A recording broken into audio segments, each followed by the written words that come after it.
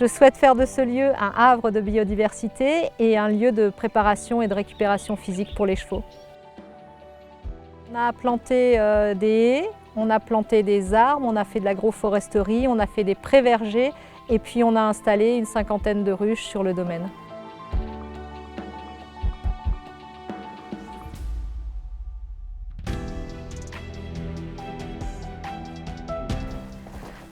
Alors tu vas voir, la mare, elle a vraiment bien évolué depuis la restauration. Parce que là, la mare, elle va avoir 2 ans. Là, c'est impressionnant, oui, alors toute cette vie. Elle en a déjà 10 ou autre par rapport à tout ce qui est implanté. Et là, ça a vraiment bien colonisé en peu de temps. Regarde la population de petites grenouilles vertes, là, tu en as au moins une vingtaine. Et puis les libellules qui n'arrêtent pas. Donc en fait, j'ai beaucoup de diversité dans cette mare. Je suis assez contente. Est-ce qu'il y a quelque chose de spécifique qui fait qu'il y ait autant de vie? Plusieurs facteurs. Bon, déjà la proximité des lisières forestières à d'autres mares. Puis après la forme qui a été travaillée lorsqu'on a restauré cette mare. On voit bien que ce n'est pas une piscine olympique rectangulaire, mais il y a des berges en pente douce, il y a des formes plus arrondies. La végétation s'accroche là où tu as une berge plus en pente douce. Et là où c'est plus profond, ça permettra d'avoir de l'eau beaucoup plus tardivement en été. Oui, ce label, ça a été une chance parce que moi, je n'avais pas les compétences. Donc, c'était vraiment m'entourer de personnes qui étaient compétentes et me faire avancer sur les projets. Les premières actions que j'ai pu mener avec le Parc naturel régional de Lorraine et Laurent, elles ont fait grandir le projet et permettre cette labellisation. L'intérêt de ce territoire très particulier, c'est que c'est une entité propre.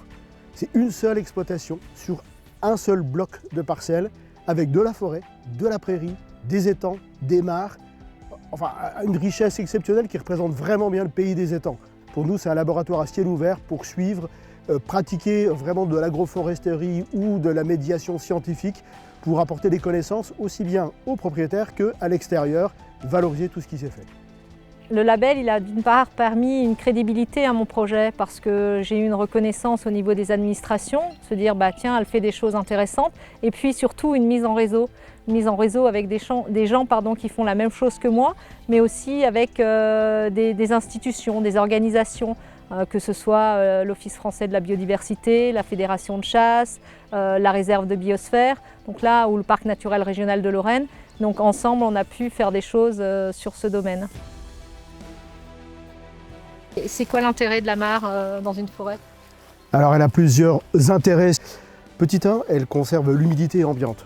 Et c'est génial, on a pu prouver qu'effectivement un réseau de mares allait améliorer l'humidité globale de ta forêt et donc la santé aussi de ton milieu forestier. Déjà. C'est une diversité forestière. On voit ici le superbe peuplier. Ils sont les pieds dans l'eau, sinon ils ne pourraient pas survivre. Donc la mare recrée une ambiance forestière beaucoup plus humide et facilite la vie de la forêt, surtout en ce moment de fortes canicules et sécheresses estivales. Elle va servir à l'ensemble des espèces animales. Si tu mets une petite caméra par ici, tu verras forcément du chevreuil, du cerf, du blaireau, du renard venir s'abreuver, sinon où aller trouver de l'eau. Donc elle a vraiment une fonctionnalité très très particulière, aussi intéressante que celle qu'on a vue tout à l'heure en milieu ouvert. Oui, ce qui m'a beaucoup séduit dans le label, c'est que l'homme a une place importante dans la biodiversité. Et l'activité économique, elle fait partie de la réussite du projet. Tout est une question d'équilibre. Alors moi, je vois la nature évoluer, je vois surtout la faune évoluer. Il y a du lièvre qu'on n'avait pas avant, il y a le retour du cerf. Donc pour moi, ça, c'est déjà des points très positifs. Ce qui nous a séduit ici, c'est vraiment qu'on retrouvait plusieurs des thématiques sur lesquelles nous on se posait des questions au niveau de la Fédération des chasseurs de Moselle, sur l'agroforesterie, sur l'interaction de cette pratique avec la chasse, sur la biodiversité. Ce territoire, c'est le premier dans le département qui bénéficie du label territoire faune sauvage. C'est vraiment pour nous l'occasion de rencontrer d'autres partenaires, de faire des expérimentations et on espère bien que ce ne sera pas le dernier. Voilà, je voudrais te montrer une prairie. Tu me dis ce que tu en penses parce que tu verras, il y a moins de biodiversité. Et je voudrais savoir comment je peux faire pour l'améliorer. Bon alors, effectivement, il y a deux choses. Il y a l'emplacement où elle est, c'est qu'elle est quand même très bien parce qu'elle est en bord d'un petit ruisseau cours d'eau. Elle est en lisière forestière, donc elle peut apporter une très grande richesse. Après, c'est que quand on la regarde vite, on voit peu de couleurs. On observe du jaune, du mouton d'or, on observe un peu de rose, c'est le Lychnis fleur de coucou. et puis surtout du vert des graminées. Si on pouvait rajouter du bleu, du blanc, et bien on aurait tout de suite une preuve qu'il y a une diversité déjà floristique, et quand il y a une diversité de fleurs, il y a forcément une diversité de tout en termes de biodiversité. J'ai récupéré le domaine en 2021, donc ça fait à peine 4 ans. Voir tout ce qu'on a pu mettre en place en 4 ans, c'est incroyable. On a planté, on a vu un certain nombre de choses évoluer au niveau des animaux. Donc pour moi, c'est une satisfaction déjà aujourd'hui. Elle a bien poussé cette haie. Ouais, je suis très contente. Je pense qu'elle sera très vite efficace par rapport à mes attentes. Ouais, on va déjà penser qu'elle a 5-6 ans. Ah, il y a déjà des insectes qui s'en servent comme corridor. Donc tu vois, pour moi, la haie, aujourd'hui, intéressante pour mes abeilles, puisqu'on a mis des essences mellifères, mais pas que pour mes abeilles, pour tous les pollinisateurs.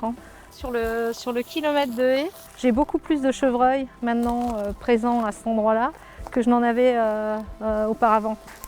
Alors tu vois, quand la haie sera un peu plus importante, là je vais faire des paddocks pour les chevaux, donc ils seront protégés du vent.